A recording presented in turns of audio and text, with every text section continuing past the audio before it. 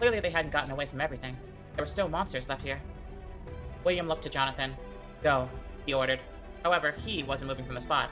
Was this just like the wine test? Something Jonathan had to do on his own? Or did Zeppeli have some kind of plan? He looked completely calm at the moment. Unfortunately, Jonathan had no way of knowing. And in the current moment, he didn't have time to wait for an explanation. His feet hit the pavement, the demolished buildings of the city, the broken bodies on the ground, the blood soaking through the floor beneath him. All of that faded away in a blur. He developed a kind of tunnel vision, the only thing that dropped into his perception being what was directly in front of him, the direction the sound was coming from. He got close enough to the point that even the rubble of the city was starting to disappear from his view line. He got close enough to where he actually saw the child. It was a young boy, crouched on the outskirts of the city. He looked like he was covered in dirt, like he had been traveling for a while, probably wandering around in a stupor. He must have been desperate to move, Jonathan thought. There was no way he was from the city. The dirt clung to his shirt had to have been clung there for miles and miles on end. Maybe he had come for help, but instead he found the creatures now lumbering above him, 2 of them from the looks of things. One of them was smaller than the other, but still massive.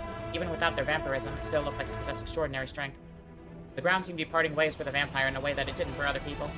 It was squeezing out of the way, as though it was being bared down upon by a horse's hoof. Right behind the vampire, there was a creature that was nearly twice its size. It looked like even its muscles had muscles. The other creature wasn't only not human, but it wasn't a vampire. It was gigantic, monstrous, almost bestial in nature. Its wings trailed behind it like a cloak. It was almost like something a royal would wear to announce their presence, only this was a part of its body. It reached its hand forward, and even its hand didn't look right. Its nails were replaced with long claw-like appendages as it reached towards the child's throat, only to get batted away by the vampire. The two were fighting each other. They weren't on the same side. Infighting amongst this apocalyptic horde? Makes sense for a moment. But then a thought struck Jonathan. This Digil's person? Was it fighting Dracula's, perhaps? He was right. Digil wouldn't kneel to anybody else. It didn't matter in the moment.